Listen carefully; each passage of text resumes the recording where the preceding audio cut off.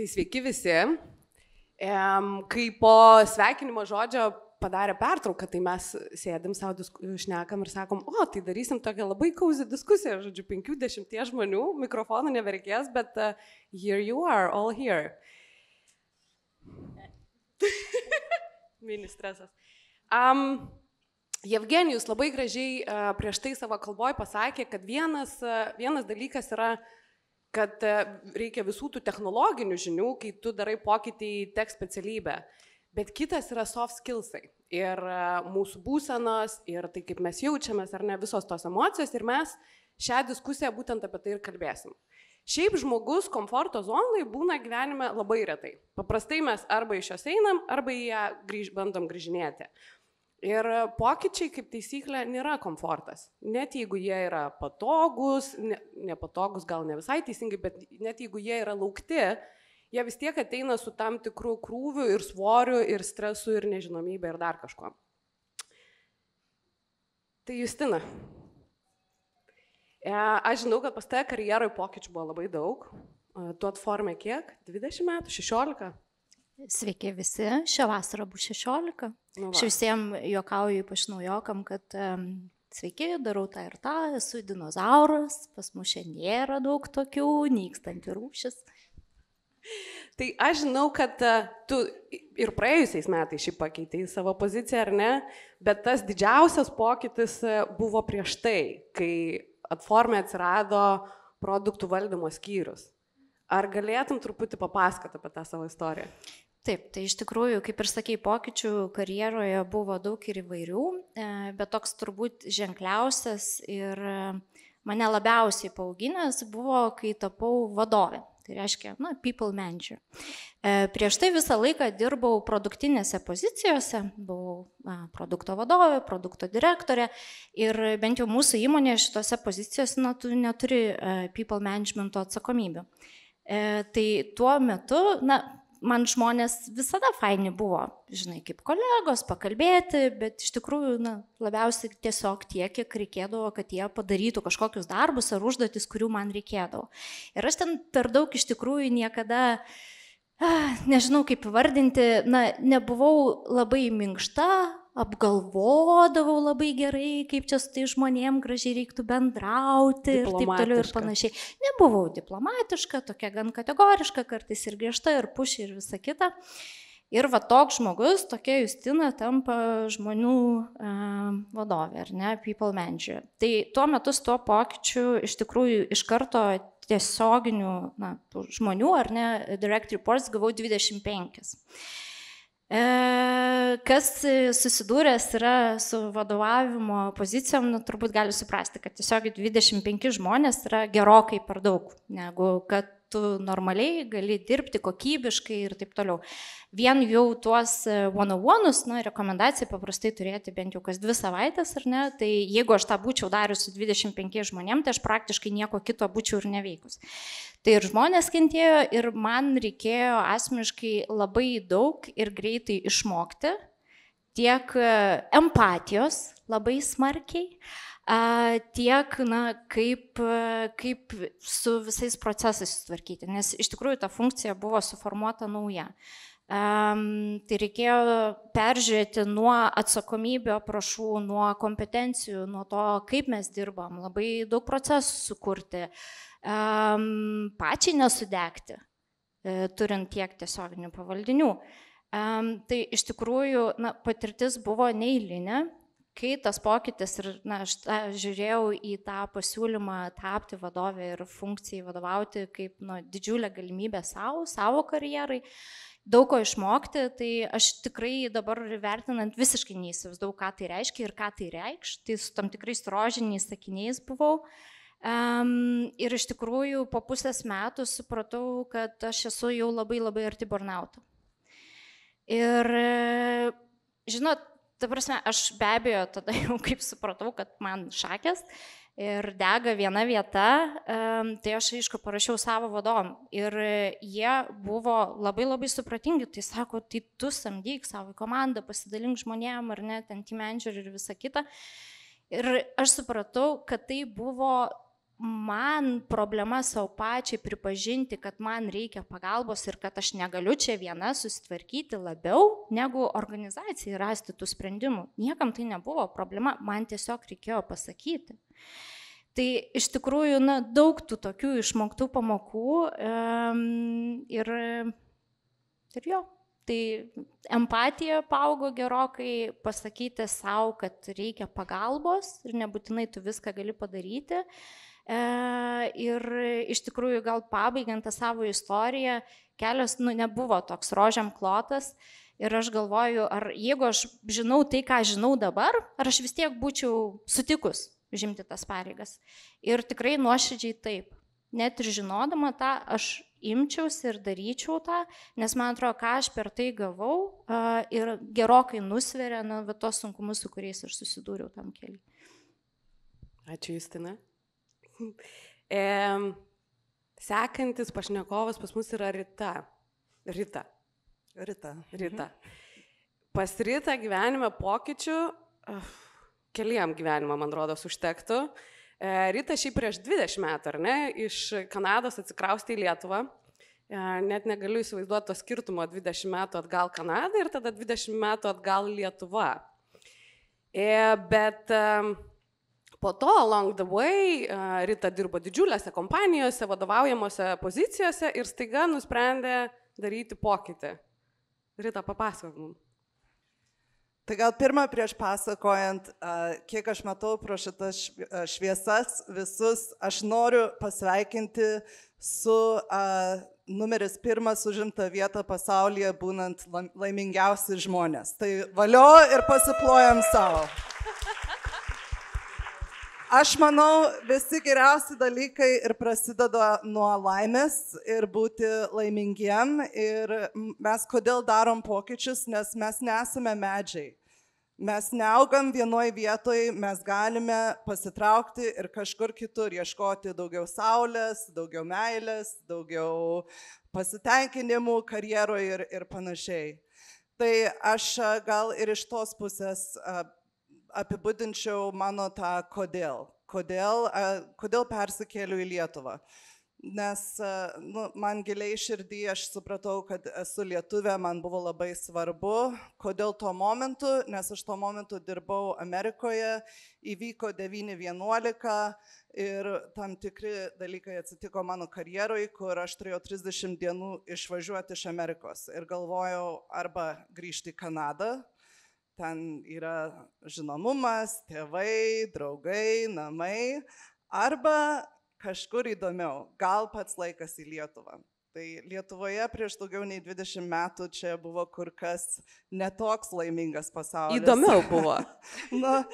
Jo, aš gal nelysiu į reklamas, bet manau, kad tikrai buvo visiškai kitaip ir aš įsivaizdavau, kad čia gali būti kur kas ir įdomiau ir geriau, nes pažinojau tikrai labai gabių žmonių, dirbančių įvairiuose srityse, kaip lazeriais, pavyzdžiui, visokie fizikai, tikrai labai gabūs žmonės, o aš anksčiau dirbau Izraelyje. Tai aš vis darydavau tą palyginimą tarp Izraelio ir Lietuvos. Ir ieškojau savo čia vietos. Pradėjau karjeroje augti ir priejau prie irgi savo liepto, nes galvojau, man jau greit bus 40. Ir aš visą laiką giliai širdyje norėjau būti nardymo instruktorė. Ir pagalvojau, it's now or never. Ir aišku, žmonės sakė, she dove off the deep end. Visai. Bet aš tai ir padariau. Aš išvariau į Karibus, išmokau, kaip būti instruktorė. Vis tiek aš mokėjau kaip nardyti, bet reikėjo išlaikyti ir licenzijas ir panašiai. Ir grįžau pas tėvus trumpai ir aišku, mano tėvas inžinierius aukštai užimantis poziciją ir taip žiūri į mane ir sako, now what are you gonna do? Aš tada išpildžiau formą, kad galvoju, kam reikia nardymo instruktorių ir sekančią dieną gaunu skambutį, kada galit pradėti. Tai aš dirbau nardymo instruktorė Karibuose metus laiko ir tai įrodžiau, kad aš nesu medis, aš galiu išvažiuoti, pabandyti kažką tai visiškai kito karjeroje. Aišku, grįžau po metų laiko, ne dėl to, kad ne faina buvo, nesmagu, bet vis tiek aš čia turėjau įvairių įsipareigojimų, namai, mašinos, whatever, tai reikėjo come back to reality, bet buvo labai įdomus metas. Bet Rita, mes būna gyvenime, ypač kai karjerai tu pasieki tam tikrą lygį, kartais ir pusės metų, ten kelių mėnesių braiką daryti yra labai baisu, nes atrodo, kad traukinys nuvažiuos. Kaip, kas tave paskatino padaryti tą žingsnį? Tai niekas kaip tik neskatino, kaip tik atkalbinėjo visi. Tai vienas, o kitas, aš manau vis tiek, jeigu esi gabus žmogus ir yra labai daug galimybių pasaulyje ir tikrai žmonės keičia karjeras kas 3-4 metai. Ir ypač executive level, jeigu pasižiūrim, tai tikrai nėra taip, kad tu sėdi vienoje kėdėje visą gyvenimą, tu net ir toj įmonėje keiti savo karjeros kelionę. Tai vienas dalykas. Antras, aš dirbau anksčiau venture capital. Tai aš visą laiką dirbau su įvairiom įmonėm ir investuodavau į tas įvairias įmonės ir mačiau, kokie founderiai yra. Ir pavyzdžiui, kokie jų yra užsidegimai ir passions ir kiek jie yra patys įkūrę įmonių. Ir daug yra, žinai, kaip jie vadinasi, serial entrepreneurs, ne, kur ir vieną įmonę ir baigia tą vieną įmonę, parduoda, vėl kitą įmonę įkuria ir tada trečią įmonę įkuria. Ir atrodo, kad tos įmonės kartais visai net nesusijusios yra iš visiškai kitų operų. Tai aš manau, kad tas irgi paskatina, kai tu matai aplinkui. Aš irgi skaičiau knygą Poe Bronson, vadinasi What Should I Do With My Life? Ir buvo tikrai labai įdomi knyga, turbūt parašyta prieš daugiau nei 20 metų. Ir pavyzdžiui, vienas investicijos bankininkas, labai aukšto rango New York'e, visą gyvenimą norėjo, kaip lietuviškai, to bake pies. Aš nežinau, kaip lietuviškas žodis. Kepyklėlę atsidaryti, matyti. Jo, tokius keksiukus. Konditeriją užsiimti. Jo, ir jisai išėjo iš savo didžiulės karjeros, dabar įsivaizduokit, vyras, užimantis tokią poziciją on Wall Street. Ir išeina konditeriją atidaryti. Tai tikrai, ten tai buvo didžiulis šuolis, turbūt didesnis negu mano į vandenį įšokti. Bet jo įmonė ir konditerija viena iš didžiausių Amerikoje patapo ir tikrai jisai išgyveno savo giliausius norus ir parodė, kad tu nesi įpaišytas į vieną vietą. Ir net ir jeigu tu pakeisi ir tau nepatiks, tu visą laiką surasi kelią atgal, man atrodo. Nes mes ne medžiai, mes galim judėti. Labai gražu.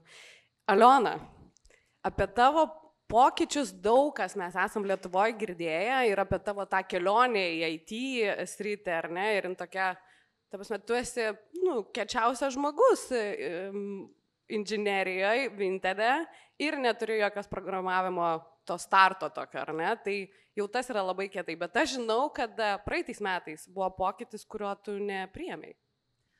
Tai visų pirma, kadangi mes ne medžiai, ar galiu paprašyti tų, kurie sėdi ir mato laisvą vietą iš kairės ar dešinės pasislinkti ir tiesiog daugiau žmonių leisti atsisėsti, nes matau, kad bent jau man asmeniškai aš labai nemėgstu stovėti.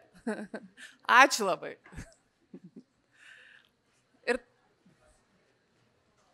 Ypač šita pusė būtų gerai, kad pamūvintų, nes ten daugiausiai stovinčių žmonių.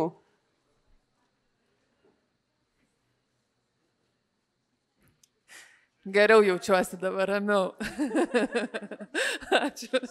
Man ramiau dabar, kad aš matau, kad mažiau žmonių stovi. Tai iš tiesų, ką aš išmokau savo gyvenime, turbūt ką apie mane šiaip reikia žinot, kad aš buvau buvusi sportininkė, biatloninkė ir ką išmokau, kad nėra žodžio negaliu, yra žodis reikia. Ten nėra blogo oro ar netinkama apranga. Ir tai yra sukarinta sporto šaka, tai yra slidinėjimas su šaudimu.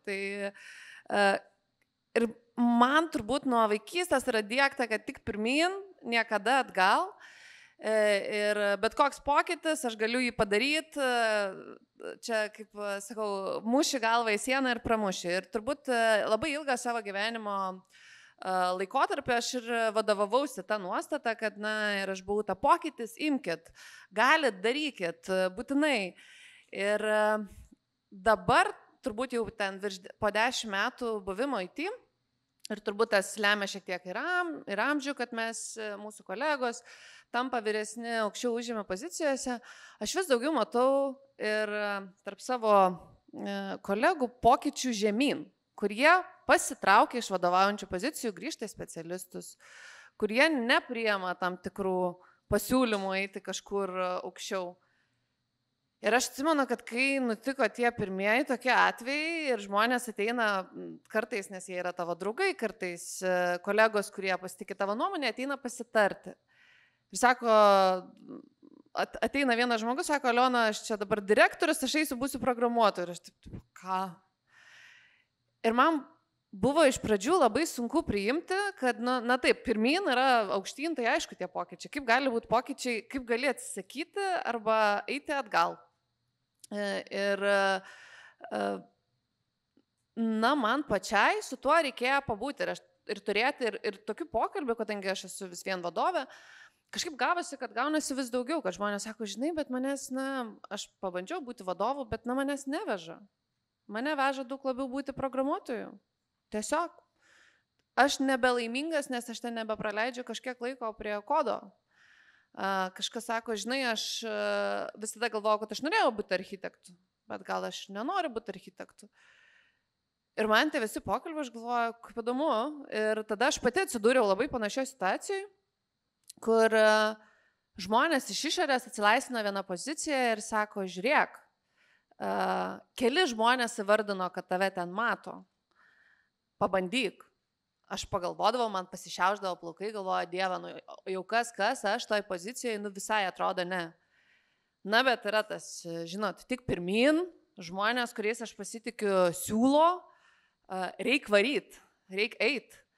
Ir tada, kai aš pradėjau procesą dėl tos rolės, pradėjau pokalbius, aš vis daugiau pradėjau galvoti, o apie ką tas pokytis man yra, kodėl man reikia tos, sakykime, lygių aukštesnės pozicijos, net šiek tiek kitoje organizacijos daly. Ir aš supratau, kad mano motivacija, kad aš matau problemą, kurią aš noriu sutvarkyti. Aš supratau, kad aš greičiausiai net mokėčiau ją sutvarkyti. Na ir dėl to, kad man daug žmonių sako, kad aš turėčiau eiti ir tą padaryti. Ir tada aš pradėjau pokalbį su savim, bet ar man patinka šis rytis labiau negu mano dabartinės rytis. Ir mano atsakymas buvo ne. Ar aš jaučiu aistrą tai sričiai, ar aš noriu eiti apie ją skaityti taip, kaip aš noriu, pavyzdžiui, ten apie vadovavimą ir lyderystę ir technologijas. Ir aš vėl suprantu, kad, na kaip ir irgi ne. Tai tada, o vardan ko tada aš tą darau? Ir aš suprantu, kad vardan to, kad man skauda, aš noriu sutvarkyti, man nepatinka, kai yra netvarka ir aš grįžau pas žmogus, kuriuo turėjau procesą ir sakau, žinai, man atrodo, kad galbūt aš ir galėčiau būti toj pozicijoje, bet mano motivacija yra labai neteisinga. Nes iš principo aš tiesiog noriu, man skauda ir aš noriu greičiau sutvarkyti, bet man tas rytis, jinai nėra tas rytis, kuri darytų turbūt mane laimingą ir vežtų mane kiekvieną dieną ir tada labai tikėtina, kad po metų ar 2 mes turėsim diskusiją, kad, na, tai nėra tai, kas mane veža.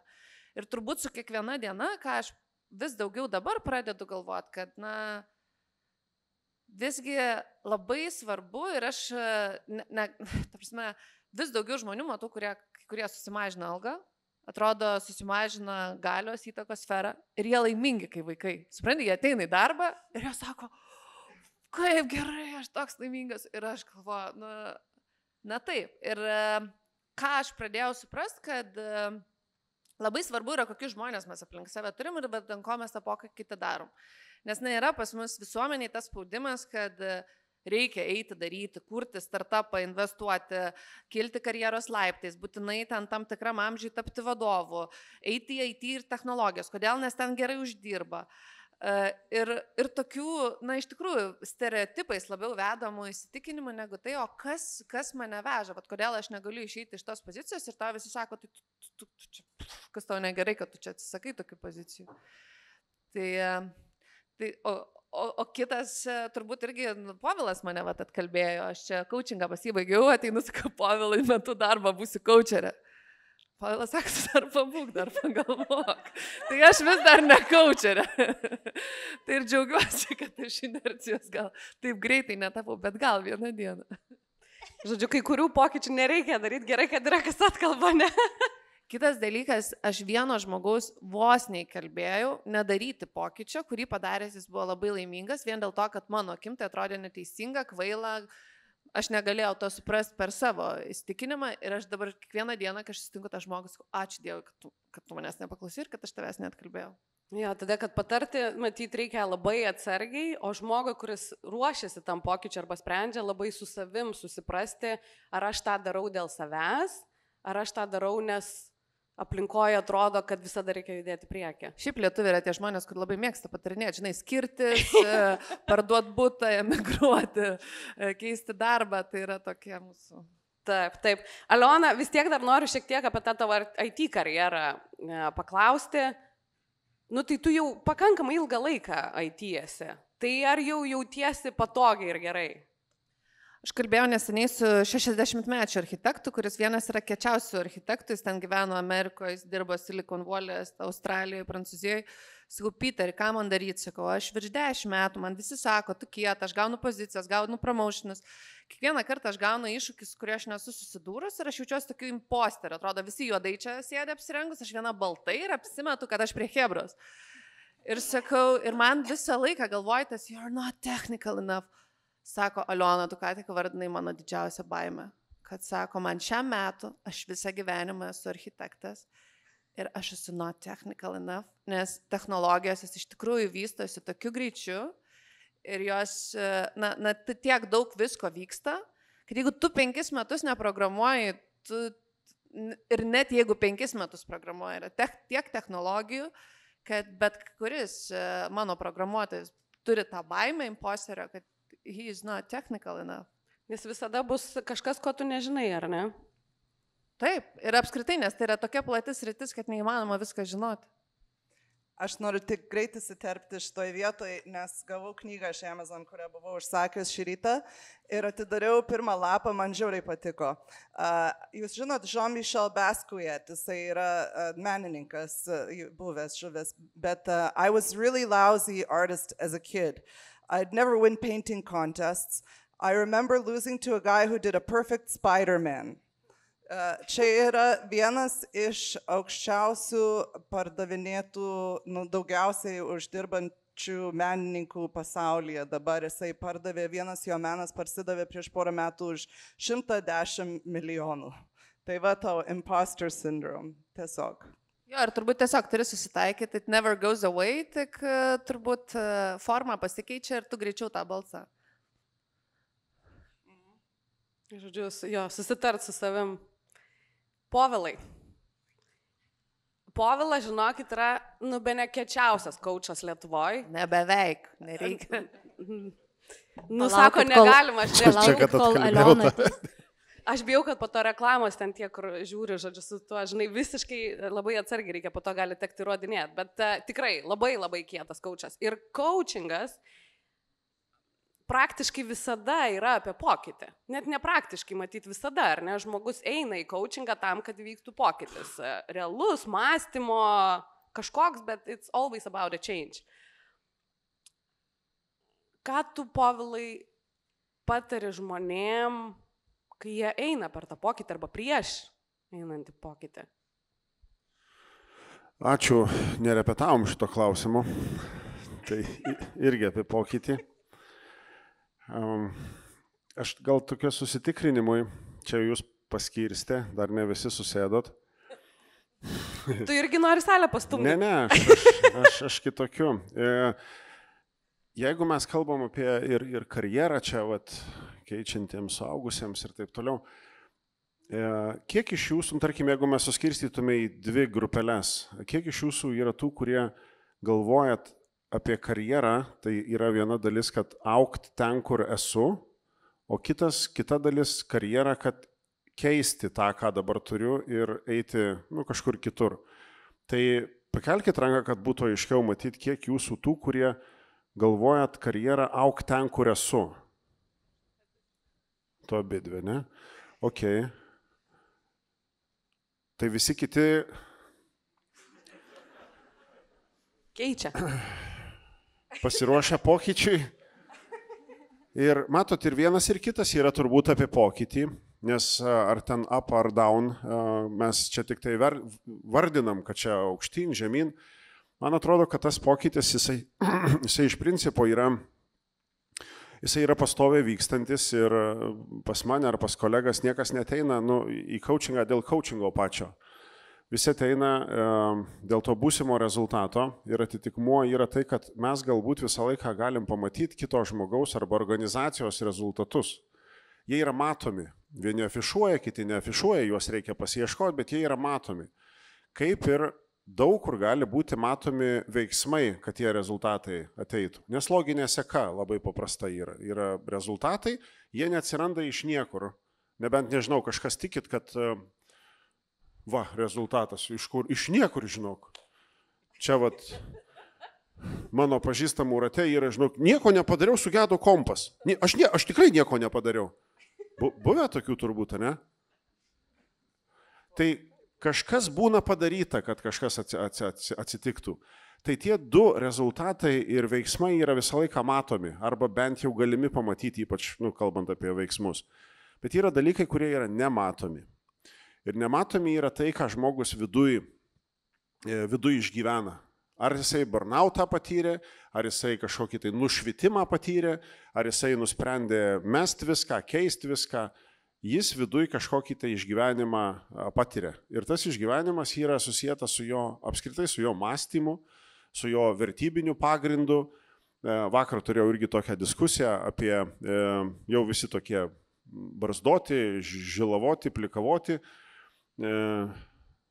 Įsijungia tie tokie esminiai galbūt klausimai tam amžiui, pavadinkim taip, bet aš nevadinu tai per amžių, aš vadinu tai per brandą. Kada ateina klausimas susivokti, tai kokia prasmė man daryti tai, ką aš darau. Ir jeigu aš prasmę matau, būnant vadovu, matau kodinant, tai aš einu pirmyn savo karjeroje, tik tai kryptis kitokia. Aš einu pirmyn, taip kaip man atrodo, kai kiti eina, kur aš jau buvau. Ir good for you, tegul. Kaip mes mastom, kokias vertybės mes dienoje įgyvendinam, tarsi patiriam, pavadinkim taip, kaip mes tikim kažkuo tai, kokius įsitikinimus turim, kaip pavyzdys. Žinai, pas mus čia karjeros nepadarysi. Pasakė žmogus X. Kitas sako, aš jau per senas. Arba aš dar per jaunas.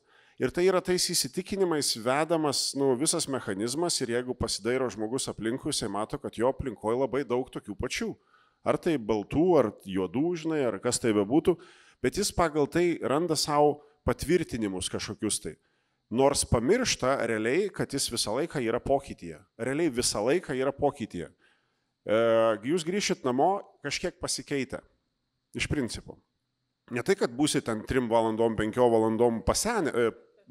Which irgi bus taip? Paaugę, atitinkamai pasenę. Bet jūs turėsit galbūt kitokį dalyką atitinkamai ir jūs kai kvies kas nors iš draugų. Einam. Arba girdėjai kaip ten tas ir tu galvosi, palauk, tai čia man prasmingai yra dabar apkalbėti kažką tai. Ar man galbūt prasmingiau yra kai kuriuos kitus klausimus savo atsakyti. Ir aš galvoju, kad visas bendras tas augimas, ar tai yra down pagal karjeros laiptelius, ar tiesiog į viršų einant, bus vis tiek susivokimas savo per prasmės vertybinį kažkokį tai pagrindą. Nes jeigu jo nėra, aš nežinau, galbūt sutikę tokių esat žmonių, kurie sako, žinai, aš tai toks kaip free spirit. Free spirit. Nežinau, kartais tas free spirit yra toksai lost soul. Ir tada, kai tai žmogus būna pasiruošęs tam atsakymui išgirsti, jisai tada, aš turėjau tą pavyzdį, dėl to taip vardinu tą situaciją. Ir ateina žmogus, sako, čia yra dėl to, kad aš esu lost soul, aš tik bandau būti tuo free spirit. Ir kai jisai įsivardina, kas jį labiausiai neramina, jisai suvokia dalykus, ką jisai daro, kad gaunasi tas ir tas rezultatas netoks, kokio jisai nori. Ir atitikmuo yra labai paprastas. Mes tiek turim daug triukšmo aplinkui, su visais tais you can do this, čia tik tai ką širdis sako. Nu, blemba, jinai nieko nesako, jinai kraują varinėja, ką tau jinai sakys. Jinai ne tą funkciją atlieka, jeigu tu galvoji, kad pakalbėk su širdimi savo. Man atrodo, šiza parėjo kažkur jau. Iš principo, ir šitoj daly tai yra labai paprasta. Aš inžinierius pagal išsilavinimą, turime gal... Tai turi būti seka kažkokia. Tai paklausai klausimo, ieškok atsakymo, nerandi atsakymo, vaikštai su tuo klausimu, ieškai. Klausi vieno, klausi kito, stebi kitą, skaitai knygą, randi kažkokios tai savo inspiracijos, kuri pas tave visą laiką buvo ir galiausiai priimi sprendimą. Už tą sprendimą neši atsakomybę. Padarai konkrečius veiksmus, turi rezultatą, nedžiugina, pakeisk veiksmus, prieš tai pakeis mąstymą, pasikeis ir sprendimai. Ir labai paprasta loginėse, kada tai padarysi. Nėra skirtumo, kada. Buvo 59 metų, turėjom tokį workshopą, čia ne Lietuvoj, 59 metų moteris kalba apie dalykus, jinai buvo vieno fakulteto Singapūrė dekanė, profesorė. Ir jinai nori masažą daryti. Jinai susidėliojo, būdama 62, kad jau jinai turi, žiūrėk, kaip ten, aš nežinau, reiki, yra toksai, reiki. Ir jinai turi didžiausią mieste masažų saloną, studiją, vis ten pilna žmonių. Ir visi taip angalo, tai tu kaip čia taip 9 metų, čia gal jau, žinai, jau pailsėti reikėtų, ar dar kažką panašaus. O jinai sako, jūs gal crazy kukų. Čia man visa ta kelionė, visos tos doktorantūros, profesūros mane į kažkur vedė. Jeigu jūs kažkur esat labai, su jums viskas tvarkoja, aišku, bet kiti, žinot, paskui būna. Jeigu jiems kažkas nelabai faina, juos tai irgi kažkur veda. Klausimas, ar jie išlips iš to, į ką įmynė? Ar ne? Ir sakys, nu žinai, bet šilta bent jau, kol kas. Ir paskui prasideda kai kurie tai dalykai. Ir niekas neparodys, niekas iš esmės už tave to darbo nepadarys, nieko šito dalyko nebus. Žmogus vėliau supras, ar jisai mažai svajoja, ar jisai daug svajoja. Daryti reikės tą patį, iš principo, tą patį reikės daryti. Ar tu, aš nežinau, pagalvokim tiesiog, ar mažą kokią turim, mažą tikslą ar didelį tikslą. Tipo, kas veiksmų, tas pats bus. Ir tada ateina momentas, tai kas man yra prasminga šiandien. Prasmė tai yra apie naudą, apie vertę, apie savo ir kitiems. Ir iš to susives kažkoksai tai, nežinau, sprendimas per įgalinantį įsitikinimą. Aš bent tuo tikiu, man atrodo, kad tai yra prasminga ir nereikia kitą kartą, žinai, sėdi žmogus, aš neapsisprendžiu, kuo tu neapsisprendži, kilt karjeros laiptės ar nekilt. Tai nekilk. Nu, žinai, bet nori, tai kilk. Nu, tai bet bus sunku. O jeigu nekilsi, nu irgi bus sunku. Nu, tai kiek tu dar čia, žinai, kaip tas asilas į 2 kupetas šieno žiūri ir pastipo iš bado, nes nežino, iš kurios valgyti. Tai gal čia per daug užsivečiau, tai tiek to. Tu nepasakok visų mūsų pokalbių, Povilai. Net čia... Bet Povilas čia labai gerai įvedė į tokį sekant mano klausimą. Jau Povilas pradėjo realiai jį atsakinėti, bet klausimas būtų, tai, nu, jūs visi ėjot per pokytį, ar ne? Ir gal vis dar einat, ir buvo tų pokyčių ir matyt bus. Ir čia pilna salė yra žmonių, kurie arba šiuo metu yra pokytyje, arba ready for it. Tai ką palinkėtumėt iš savo patirčių, koks jūsų būtų palinkėjimas tiem žmonėm?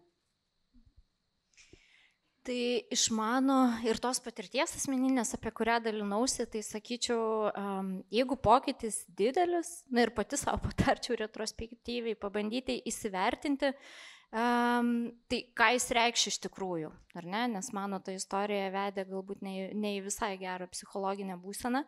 Jeigu pati nežinai, pasitark su žmonėm, nes darant didelį pokytį, faktas, kad reikės skirti daug laiko, jėgų, energijos. Jeigu tai yra darbe, tai turbūt šeimai gal mažiau pavyks skirti laiko. Tai iš tikrųjų įsivertinti ir nusiteikti, ir jeigu viskas tvarkoja, tai drąsiau dramly, varykit, darykit. Nežinosit niekada visko, kaip tam bus, bet jeigu nusprendėm daryti, tai tik pirmin. Aš 3 dalykus galvoju ir nežinau, kurie, tai greit visus 3, tai vienas turbūt, kur man Povilą pacituosiu. Tai iš mūsų vienos iš sesijų aš turėjau asmeninį labai baisų man ir sunku pokytį. Ir aš sakau, Povilai mane suparaližavo. sakau, aš nežinau, aš dažniausiai į pokyčius reaguoju ramiai, čia man visiškai. Ir jis sako, tai tu susirašyk viską, ką tu galvoji, kad nutiks blogiausio.